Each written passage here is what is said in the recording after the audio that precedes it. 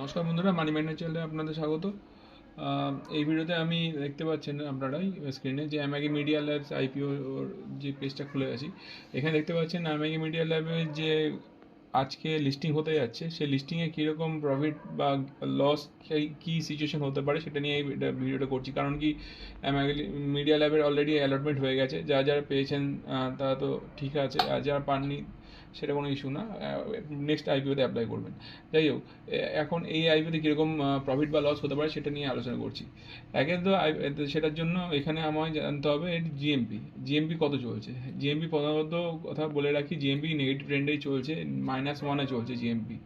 এবং বলতে গেলে মার্কেটে এর কোনো ডিমান্ড নেই। আর ডিমান্ড যদি না থাকে, জানবেন যে কোনো আইপিও যত ভালোই কন্ডিশন হোক, যত ভালোই তার ফান্ডামেন্টাল আসুক, কিছুই লাভ নেই। মার্কেটে যদি ডিমান্ড না থাকে তাহলে ওর কোনো পজিশনই থাকে না প্রফিটের।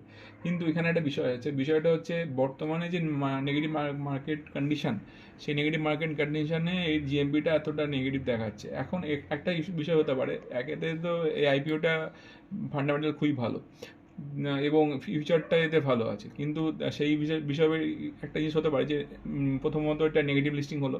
নেগেটিভ লিস্টিংয়ের পর দেখা গেল যে এটার উপরে অনেক বাইয়ারও পাওয়া গেল মার্কেটে, যে নেগেটিভ লিস্টিং হয়েও এটা উপরের দিকে আবার বাইং দেখা গেল। সেই ক্ষেত্রে হয়তো একদিন পরে আবার প্রফিট দেখা গেল। তো সেই জন্য বলবো যে যারা যারা পেয়েছেন তারা যদি দেখেন মার্কেট কন্ডিশন এরকম হয় যে নেগেটিভ কন্ডিশন আসছে এবং সেই কন্ডিশনে নেগেটিভ লিস্টিংও হয়েছে, সেক্ষেত্রে আমি মনে করি 70-80% শেয়ার আপনারা সেল আউট করে বেরিয়ে যাবেন এবং বাদবাকি 20% to 30% শেয়ার হোল্ড করতে পারেন। হোল্ড করার পর সেটা দেখতে পারেন আগামী 2-3 দিনে কী হয়। যদি মার্কেট কন্ডিশন আবার ঠিক হয়ে যায়, সব পজিশন ঠিক চলে আসে, তখন হয়তো আবার প্রফিটও আমরা দেখতে পারি, 10% মতো প্রফিটও দেখতে পারি। তো এটা টোটালি মার্কেট কন্ডিশনের উপর ডিপেন্ড করছে। তো এই জন্যই বলবো, আর যারা মনে করেন না আমি লসটা নেবো না, যা লস আছে লসে আমি বেঁচে বেরিয়ে যাবো, তারা মানে পুরোটা লস বুক করে নিতে পারেন, তাতে কোনো অসুবিধা কিছু নেই। আবার নতুনভাবে এন্ট্রিও নেওয়া যেতে পারে এখানে। তো এই হচ্ছে আমার সাজেশন এই আইপিওটা সম্বন্ধে।